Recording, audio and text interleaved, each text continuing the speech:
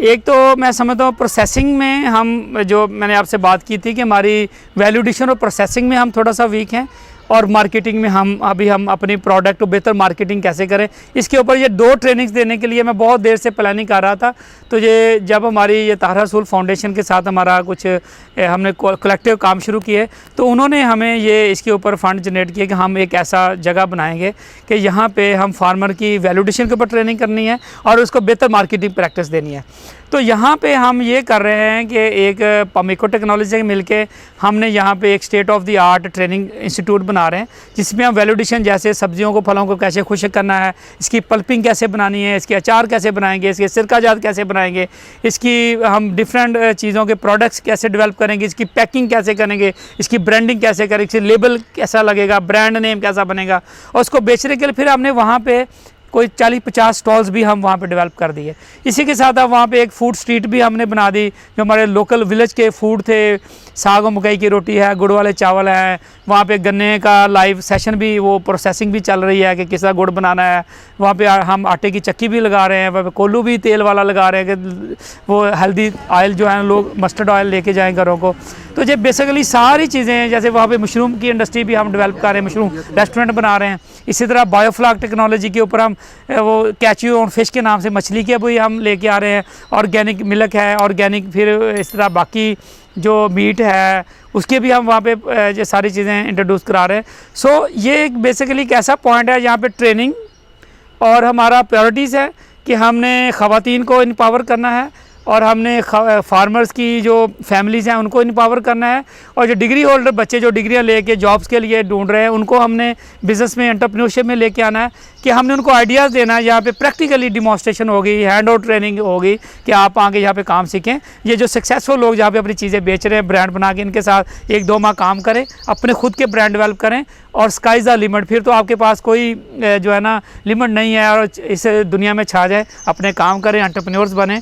क्योंकि मैं समझता हूँ कि नौकरियाँ जो है ना वो कभी ना कभी चली जाती हैं, और कारोबार कभी ना कभी बन ही जाते हैं। तो ये फार्मर के बच्चे, ये औरतें जब आके यहाँ पे ट्रेनिंग लेंगी, यहाँ पे जब वो सक्सेसफुल एंटरप्रेन्योर्स के साथ 2-2, 3-3 माह काम करेंगी और अपने आप को परफेक्ट करेंगे, तो फिर वो भी सक्सेसफुल एंटरप्रेन्योर बनेंगे। तो ये लायलपुर फार्मर्स मॉल का जो बेसिक कंसेप्ट यही है।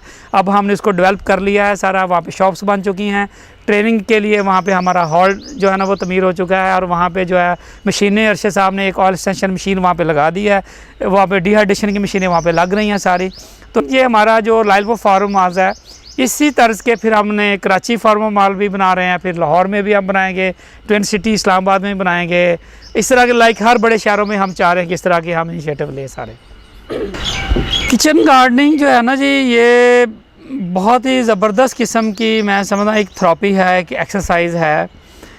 नॉलेज की कमी नहीं है, नहीं से मैं समझता हूँ कि आज गूगल जो है, यूट्यूब आपके हाथ में, आप 2 फिंगर टिप्स लगाएं, पूरी दुनिया की यूट्यूब फिल्में, गूगल के ऊपर नॉलेज आ जाएगा। आपने किस सीज़न में कौन सी सब्ज़ी लगानी है, कितनी आपने जो गमले में मिट्टी कौन सी मिलानी है, जब अगर कोई इंसेक्ट आता है इसको कैसे कंट्रोल करना है।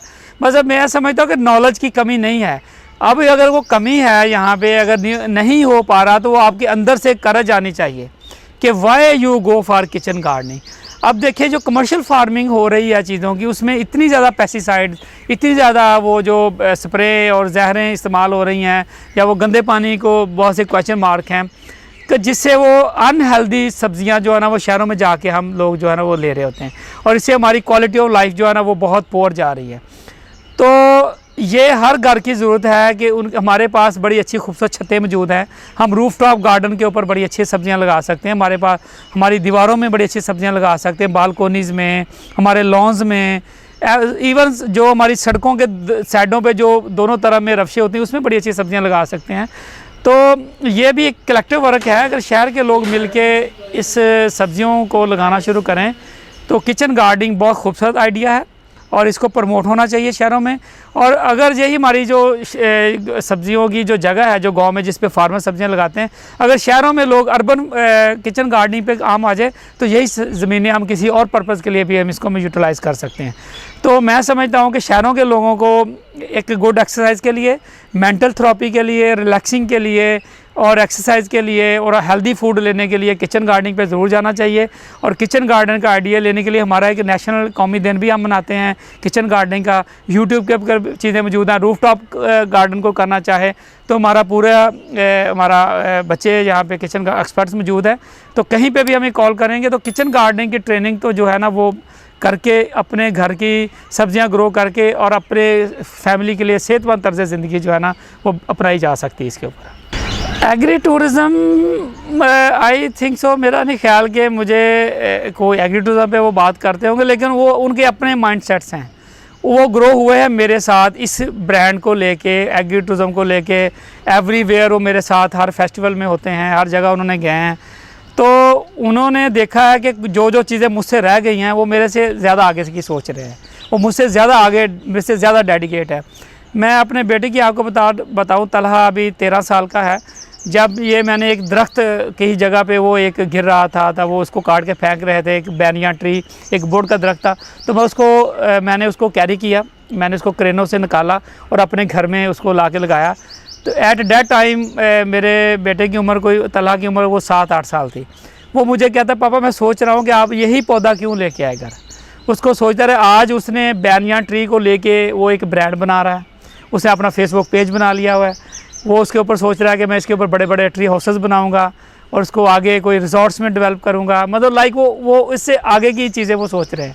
जो चीज़ मुझसे नहीं हो पा रही, जो जहाँ पे मेरा दिमाग नहीं पहुंचता, वो मुझसे ज़्यादा आगे की, ज़्यादा डेडिकेट होकर ज़्यादा बेहतर तरीके से इसी आइडिया को लेके चल रहे हैं। लेकिन उनकी अपनी लाइन्स हैं सारी, तो अपने ब्रांड को लेके वो चल रहे हैं। तो मेरी अगली नस्लें, मेरे भाइयों के बच्चे, मेरे बच्चे, वो सारे के सारे इसी एग्रीकल्चर में ही हैं, लेकिन वो ज़्यादा हाई आइडिया ऑफ लाइफ जो है उसके ऊपर बैठे हुए हैं। जब लोगों को आपने इंस्पायर करना है, जब आप लोगों को किसी आइडिया के ऊपर लेके चलते हैं, तो जो सबसे पहले आपको एक तो खुद आपको रोल मॉडल बनना पड़ता है, फिर आपको कुछ ऐसे सक्सेस स्टोरीज़ बनानी पड़ती हैं जिसको देख के लोग इंस्पायर होंगे, हम ये काम करेंगे। तो agri tourism development corporation Pakistan जो है, इस आइडिया पे हम बड़ा मुतफिक हैं। हम बिल्कुल अपने स्टेट, इसके ऊपर हमारा माइंड है कि हम हर ज़िले के में एक role model agro tourism village जो है ना हम क्रिएट करने चाह रहे हैं। इसमें हम गवर्नमेंट को भी बिल्कुल साथ मिलाना चाह रहे हैं, NGOs को मिलाना चाह रहे हैं, प्लस जो रूरल डेवलपमेंट पे काम कर रहे हैं लोग, उनको भी हम साथ मिलाना चाह रहे हैं। और जो बड़े बड़े ब्रांड्स पाकिस्तान में हैं वो उनको भी हम चाहेंगे कि अपनी एडवर्टाइजिंग के लिए, अपनी प्रोडक्ट को मशहूर करने के लिए वो भी हमारा इसमें पार्टनर बने। तो हम हर ज़िले में एक मॉडल एग्रो टूरिज़म विलेज बना रहे हैं। उस मॉडल एग्रो टूरिज़म विलेज में क्या होगा कि उसमें गांव की सारी कल्चर को हम एज ए इंडस्ट्री बनाएंगे। गांव के जैसे कुम्हार का बर्तन बनाना, वहाँ का साग मकई की रोटी को ब्रांड करना, फिर हमारा जो इसमें समझ लें कि जो गांव की वो ज़िंदगी होती है, जैसे हम गांव में वो जूते बनाने वाला बंदा बैठा होता है और छाबे बनाने वाला है, मतलब इवन कोई भी इंडस्ट्री है, वो हमारी जो कोल्लू होता था, हमारा एक चक्की होती थी वो जो स्टोन क्रशिंग की, फिर वो एक बैल से कोल्लू तेल निकालने वाला एक होता था। तो आई थिंक ये सारी इंडस्ट्री को हम लेके एक प्रॉपरली टूरिज़म डेस्टिनेशन बनाएं। फिर वहाँ पे 1-1 एकड़ का, किसी में 1 एकड़ का गावा लगा हुआ, 1 एकड़ का मॉडल, हमने मैंगो का आर्चर्ड भी लगा हुआ, इसी में फिर बनाना भी लगा हुआ है। तो मुख्तलिफ जो वहाँ के इलाके के हिसाब के जो फ्रूट है उनको मॉडल तरीके से बनाया जाए। और इसमें एक फार्मर की बात नहीं, पूरे वो गांव के लोग जो है ना वो उसमें मिल के हमारे साथ काम करेंगे। उनकी ख़वातीन को हम ट्रेनिंग देंगे वैल्यूएडिशन के ऊपर, जैसे घर का अचार, चटनियाँ, आमलेट, मुरब्बे, वो सारी चीज़ें बना के रखेंगी। वहीं पे हम फार्मर मॉल्स की तर्ज के छोटे छोटे इनिशिएटिव्स बनाएंगे। तो ये एक ऐसा विलेज होगा जिसमें लोग जाएंगे एज ए टूरिज़म के लिए जाएंगे। वहाँ पे लोगों के होम स्टे का आइडिया भी हम वहाँ पे प्रमोट करेंगे कि गांव की जो बैठक होगी वो एक एज ए रिजॉर्ट काम करेगी सारा। तो जो शहरों के लोग हैं, जो स्कूलों के बच्चे हैं, उनको हम एक गवर्नमेंट पॉलिसी बनाने जा रहे हैं, जहाँ हम इसके में भी हम गवर्नमेंट को इन्फोर्स करेंगे कि आप जो स्कूल के बच्चे हैं वो एक डायरी लिखें, साल में एक दफ़ा वो एग्री फील्ड में जाएँ और वो सीख के आएँ कि जो सब्जियां फ्रूट कैसे हमारे तक पहुंचती हैं, इसके ऊपर वो एक नॉलेज लें। तो जब स्कूलों के बच्चे गांव में जाएंगे, फैमिलियां गांव में जाएंगी, तो गांव की और शहरों की ज़िंदगियों के दरमियान एक बेसिकली एक कनेक्टिविटी डेवलप होगी। ये जो मॉडल एग्रो टूरिज़म विलेज होंगे, ये बेसिकली फिर हम उसको एज ए ट्रेनिंग के तौर पे यूटिलाइज़ करेंगे कि जो लोग भी अपना एक मॉडल विलेज बनाना चाहें वो वहाँ पे आएँ, उसको विज़िट करें कि गांव की गलियाँ कैसे बनी हैं, कैसे वो सारे घर पेंट हुए हैं, कहाँ कहाँ पे होटल्स बने हैं, रेस्टोरेंट्स बने हैं, रिजॉर्ट्स बने हैं, उसी के अंदर कावे बने हुए हैं। गाँव की ज़िंदगी को एज ए हम जो है ना मॉडल पेश करें। तो ये जो गांव होगा बेसिकली ये इंटरनेशनल भी बड़ी अच्छी हमारी टूरिज़्म के लिए चीज़ें होंगी। तो अभी गिलगित बल्तिस्तान गवर्नमेंट जो है इसकी में हमने ये शुरू कर दिया। वहाँ पे हमने एक cherry village agro tourism village बना दिया, एक एप्रिकॉट विलेज बनाया, एक एप्पल विलेज बना दिया। तो ये पहली इनिशिएटिव होगा। इसी तर्ज के हम बाकी शहरों में भी जो है ना उस इलाके के हिसाब से जो फसलें हैं उनको लेके हम एक विलेज ब्रांड करेंगे। उस विलेज को हम एक एग्री टूरिज़म विलेज बनाएंगे और वहाँ पे हर तरह की मॉडल चीज़ें होंगी। वैल्यू एडिशन की ट्रेनिंग भी हो रही है, वैल्यू एडिशन मशीनें भी लगी होंगी। और ये मॉडल विलेज जो होगा बेसिकली हम वर्ल्ड जो है ना टूरिज़म डेस्टिनेशन के तौर पर बनाएंगे और जो रूल मॉडल के तौर पर ट्रेनिंग के तौर पर बाकी लोगों के लिए जो है ना वो काम करेगा सारा। एग्रीकल्चर डिपार्टमेंट की बात करें तो उनके साथ तो खैर हम अभी तक किसी लाइजॉन में नहीं जा सके, अनफॉर्चुनेट। शायद वो इस आइडिया को वो नहीं अंडरस्टैंड कर पाए या हमारे में इतनी कैपेबिलिटी नहीं थी कि हम उनको इंस्पायर कर पाए। तो लेकिन टूरिज़म डिपार्टमेंट जो है पंजाब टूरिज़म ने हमारे साथ मिलके कुछ फेस्टिवल्स हमारे साथ मिलके उन्होंने किए, जैसे सिट्रस फेस्टिवल हमने किया, गावा फेस्टिवल हमने किया। तो पंजाब टूरिज़म की अभी मैं कमेटी का भी उन्होंने मुझे अपने मेंबर रखा है जो उसकी इवेंट जो कैलेंडर बना रहे हैं। तो मेरा ख्याल है कि पंजाब टूरिज़म डिपार्टमेंट जो है वो एग्रीकल्चर इवेंट्स को अपने कैलेंडर का हिस्सा बनाने जा रहे हैं। तो उनके साथ अभी हमारे कुछ इवेंट्स MOU बने हैं कि हम मिलके कुछ फेस्टिवल्स वगैरह बनाएं जो अच्छे लेवल के फेस्टिवल्स हों। लेकिन एग्रीकल्चर में अभी तक हम कोई उनके साथ कलेक्टिव काम नहीं कर पाए सारा। तो मेरा ख्याल है कि अगर आपके चैनल के तवज्जो से अगर उन तक मैसेज आए तो वो देखें कि एग्री टूरिज़म सिर्फ वो देखें ना हम क्या करें, वो ये ना देखें, लेकिन वो देखें ये इंडस्ट्री किस तरह फार्मर की किस्मत बदल। देखें मैं आपको बताऊँ कि फार्मर की इनकम उसको साल में एक दफ़ा मिलती है अगर, या उसको 6 माह बाद उसको मिलती है, लेकिन उसका एक्सपेंडिचर वो डेली उसको करने हैं, उसने बच्चों की फ़ीसें देनी है, उसने खाना है, उसने बाकी उसकी ज़रूरत हैं। तो मैं समझता हूँ agriculture is the only solution जो उसकी इनकम को डेली के ऊपर ला सकता है। बाकी कोई भी ऐसी एक्टिविटी नहीं है जो फार्मर की इनकम को डेली के ऊपर ले आए, क्योंकि फार्मर की इनकम तो साल में एक दफ़ा या 2 दफ़ा आनी है, लेकिन उसका एक्सपेंडिचर डेली है। तो फार्मर की इनकम को भी डेली के ऊपर लाना बड़ा ज़रूरी है। तो एग्री टूरिज़म एक ऐसा आइडिया है जो फार्मर की इनकम को डेली के ऊपर ला सकता है।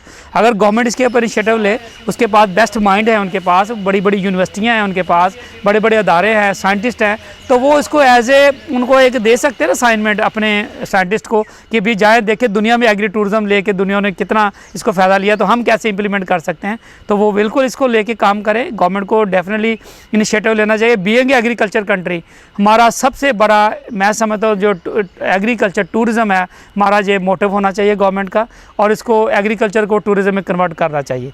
देखें सक्सेस स्टोरी तो बहुत सारी है जो मैं अभी जो जिनको लोग बहुत अच्छी तरह से जान गए हैं, जो जिनकी रैंकिंग सोशल मीडिया पे बहुत ज़्यादा है।